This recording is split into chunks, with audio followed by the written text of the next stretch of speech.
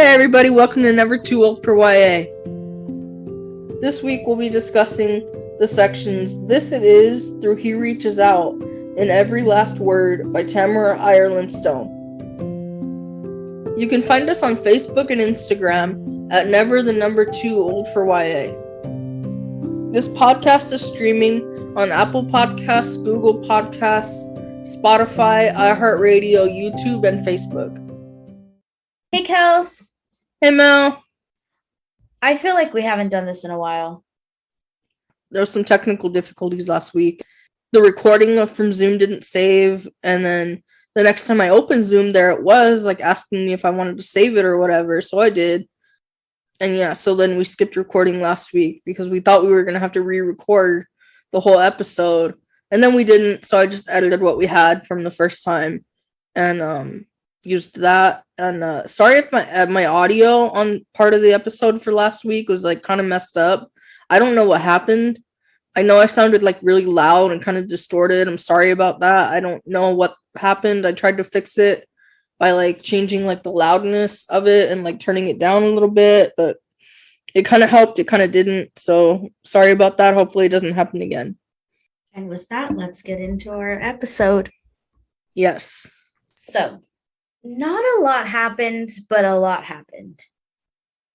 Yeah, you're right.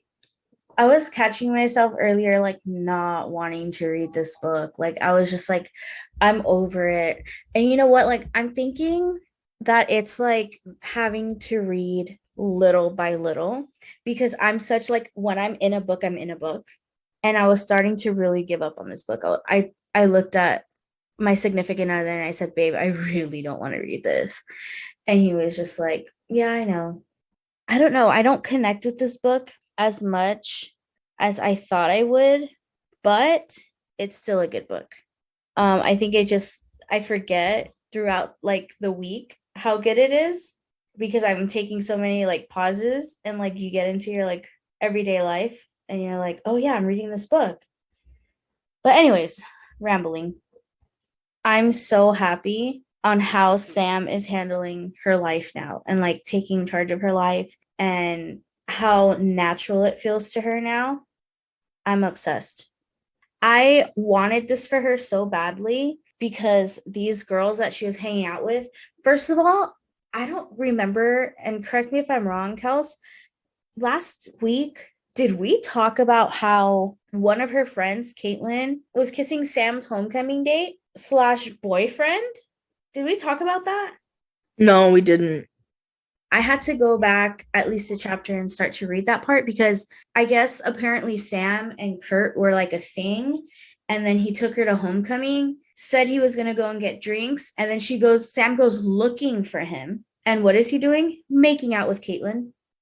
Like, yeah, they weren't in like a serious relationship or whatever, but that's wrong. And the fact that she still talks to that girl and calls her like a really close friend, I'm like, dude, are you kidding me? Like, this girl's not your friend. These girls are not your friend. And then to top it all off, they see you as more of an outcast. So they think that they can take something like that from you. Like, that was so sickening to me. I was just like, I can't even fathom that happening to me, and how sad and heartbroken and angry I would be. So now that in this new section that we read for this week, it's kind of like she knows that it happened and she's not okay with it, but it's kind of like in the background, like she really doesn't care because she's not really hanging out with those people anymore. Yeah, it was so nice to see the eights finally fade into the background.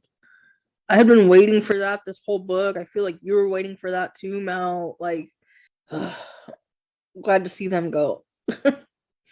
And I hope they keep not coming up like throughout the rest of the book. She can leave those loser hypocrites in the past.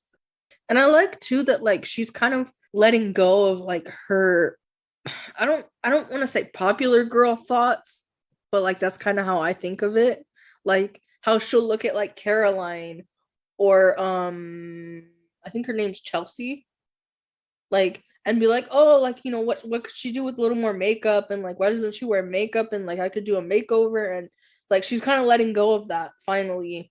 And like, just kind of accepting people the way they are and like getting less hung up on people's appearances.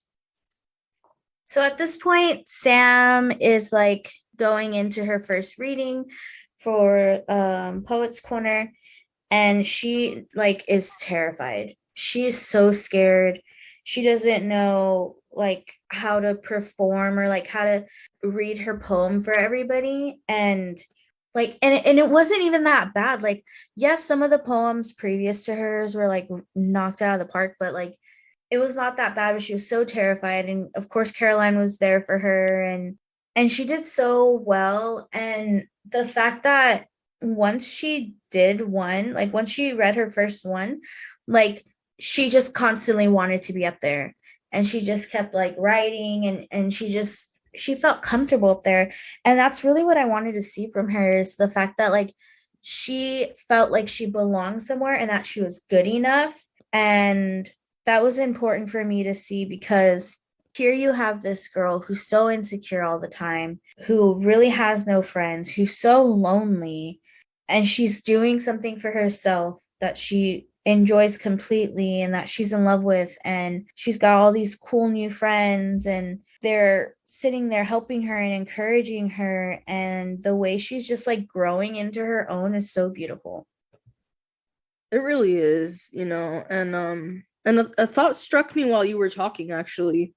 And I was realizing, like, in her poetry so far, at least, well, except for that one where she wrote, it was on a post-it and she wrote 3 words on the front and 3 words on the back, like that was in threes. But like the rest of her poems and stuff so far haven't been in threes. They're not like 3-word lines or three lines in a stanza, or like 3 stanzas long. Like there's no involvement of her obsession with threes in her poetry. Like she's free from that when she's writing. Kind of like how AJ said that like singing and playing guitar like freed him of his stutter. I found that really interesting for both of them. So with Sam going on and being who she wants to be finally, she still has like, she's not having as many OCD tendencies, so I thought. But then we're starting to find out, and she finally says it out loud, that she really likes AJ. And so she's starting to see AJ in like this bigger light. Like she's got a really big crush on him, and like how he makes her feel. Like it kind of reminded me of like, new love, when you're, especially in high school, when you're just like, I like this person so much, like I could possibly be in love with them. That's so funny, being in love in high school. That's funny. But I was just so taken back how AJ is just this like cool guy, and like he's not taken by anybody yet. So I thought, right? After going to like Poets Corner and having like all that time with Caroline and them doing like poetry together, and her like performing in front of everybody and stuff, and she's getting more comfortable, she like starts to see AJ a lot more now. And so she's sitting in traffic on her way home, and AJ's sitting at the bus stop with Chelsea, and he's kind of got his arm around her and stuff. And Not Chelsea, Emily. Emily. It's Emily. Sorry, guys. I got confused. Anyways, so he's sitting there with Emily and he's got his arm around her, and they're hanging out there. And like Sam doesn't notice that she's staring at them, to the point where like he notices she's staring. So he like waves her over. And so this whole time she's like kind of heartbroken a little, like, oh man, he's got a girlfriend. Like I didn't know they were together.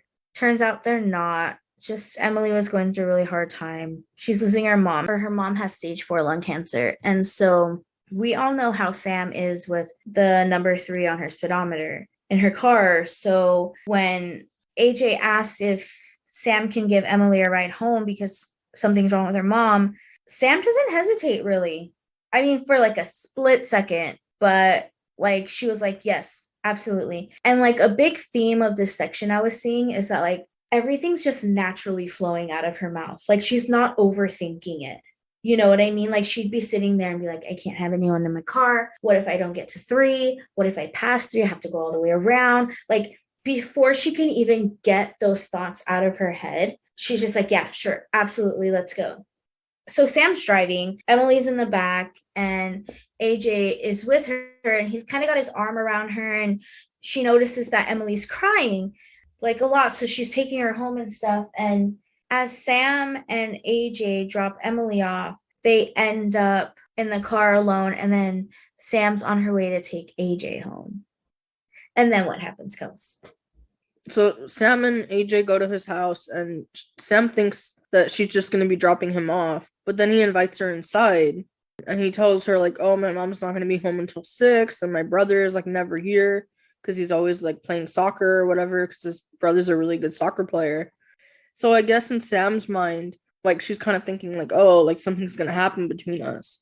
Because of what he said about, oh, my mom's not home and my brother's not here, like we have the house to ourselves, basically. And she was not, but listen, she was not alone in thinking that because I absolutely thought that too. But go on. I kind of did too. So they go to his room and like he closes the door and stuff, which made me think even more that something was gonna happen.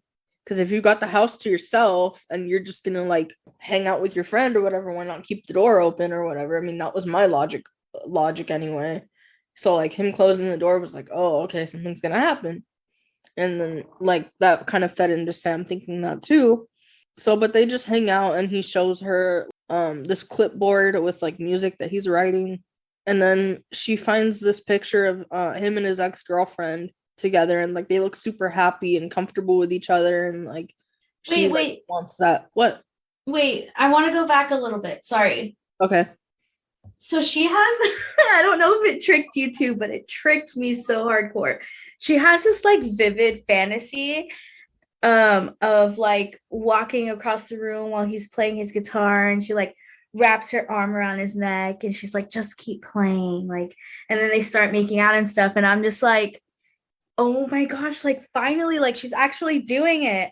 And then back to reality, she's still by the desk. Like nothing happened. I was like, that was wrong, because I literally thought it was like real. I thought so too. I thought she was actually doing it, and then I realized like, oh wait, she's still over there by the desk, like 6 feet away from him. Nothing's happening.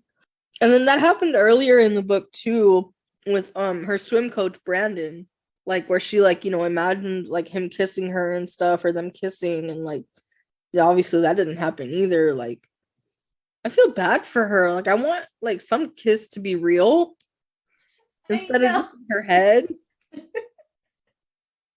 I know, poor Sam. We want her to be so happy so bad. Oh, it was so devastating. But yeah, like you said, so they're just sitting in the room and he's playing his guitar and stuff. And so as Sam's kind of looking, she's by the desk and she's kind of looking at the desk, and behind a whole bunch of papers is this picture of AJ, and he's kind of like hugging, like, you know, relationshipy hug and cuddle type picture with a girl. And so Sam just can't help herself. Like the questions just start rolling out, like, who is she?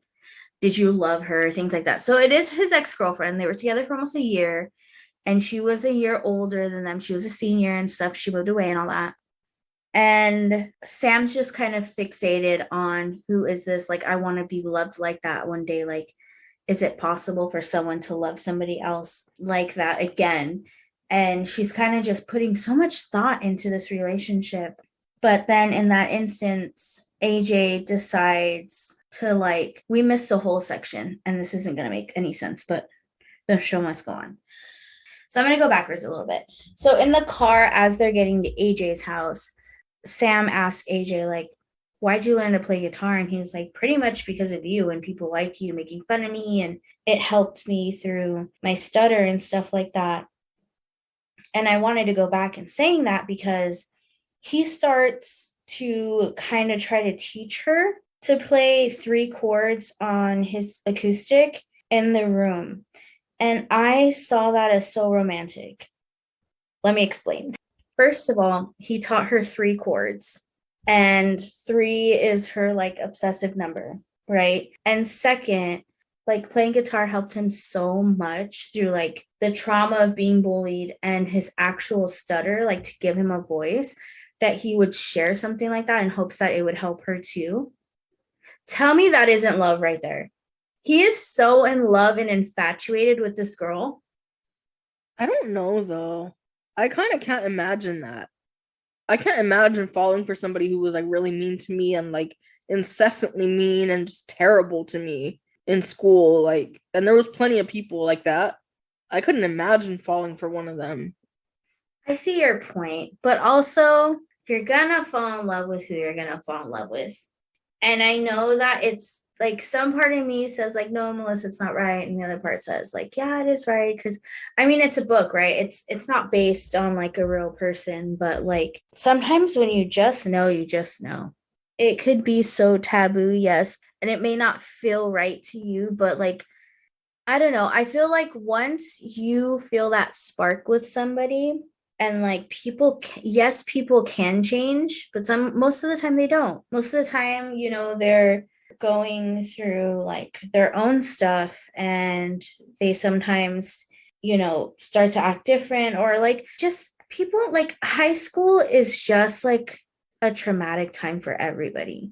Like we're starting to like figure each other out and figure ourselves out. And yes, like she did this when they were like kids and stuff. So I think that that may be a little bit why he's leaning towards yes, because I think that he himself is really seeing the growth in her and seeing that she's not the same person and that yes, she may hang out with the same people, but that's not her. And I think that he's just infatuated with the fact that this cool girl that used to do these terrible things is no longer the same person. And I can see in a way how he can fall in love with her.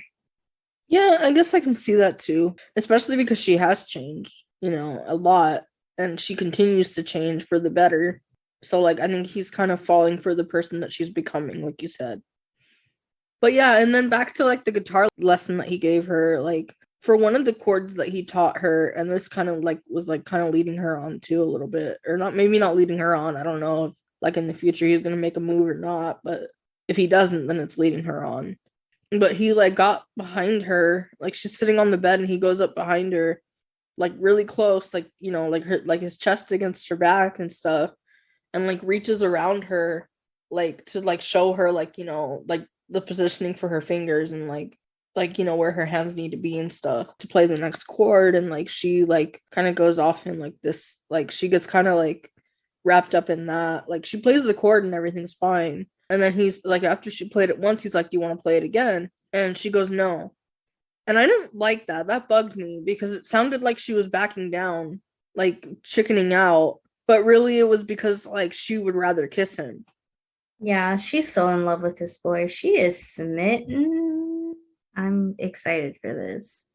I want them to be together so bad. Like, I know that you don't see it as like okay because like that's his former bully or whatever, but I want them to be together so bad. Like, he is just like what she needs. He is what she needs completely. And I don't know. I think they would be such a cool couple. But after all this happens, like she had like this extraordinary like interaction with him, right? And it makes her have all like the tingly feels and stuff and like all happy go lucky. So we think. So then for the next chapter that we read, she's kind of like tearing through the internet. Like she's looking for this ex-girlfriend, looking at pictures because she used to be a soccer player, looking at tournament photos, finding out her Facebook, reading everything that she can possibly look for on the internet.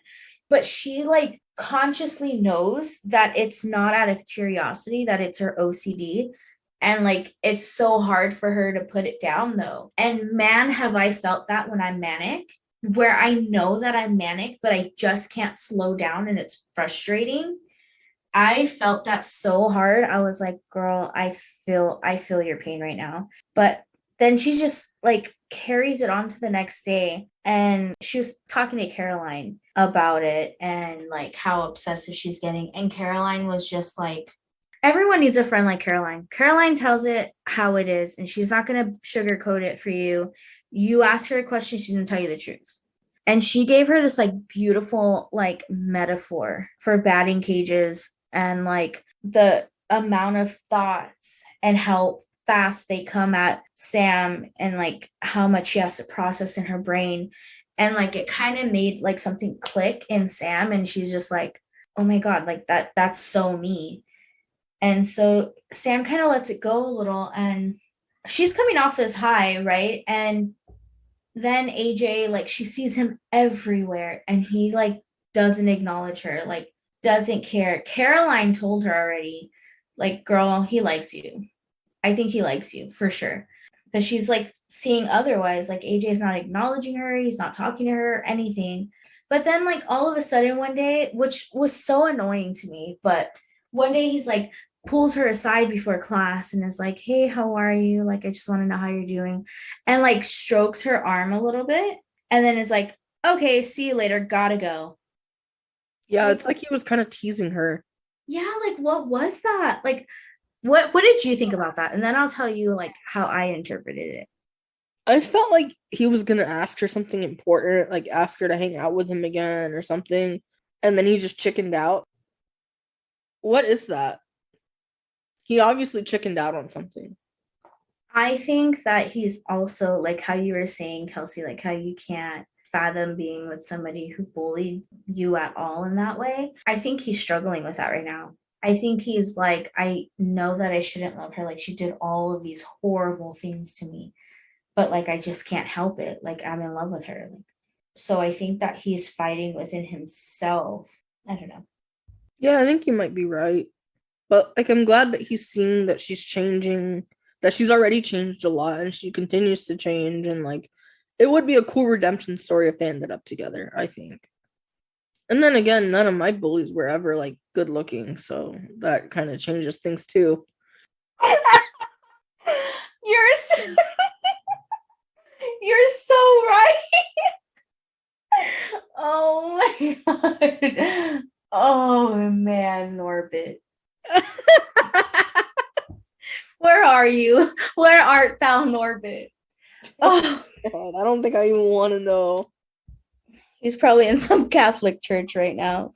Oh, oh, that was funny. I needed that. Norbit, you know who you are. You know who you are. Yeah, so that was the end of our readings. I really wanted to keep reading though. I need to know what happens because I know that this is going to trigger something in Sam where she's just not going to be able to take it and is like just going to blurt out like, what's wrong with you? Like, I'm hoping she does. I'm hoping she sticks up and she gets her man because they're meant for each other. I don't care what anyone says. I don't care what you say, Kels. Do you want to tell us what we're reading next, Kels?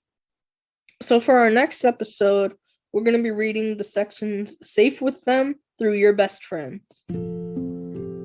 Thanks everybody for listening to this week's episode of Never Too Old for YA. You can follow us on Instagram and Facebook at Never_Too_Old for YA. Our podcast is streaming on Spotify, Apple Podcasts, Google Podcasts, iHeartRadio, YouTube, and Facebook. Until next time, bye!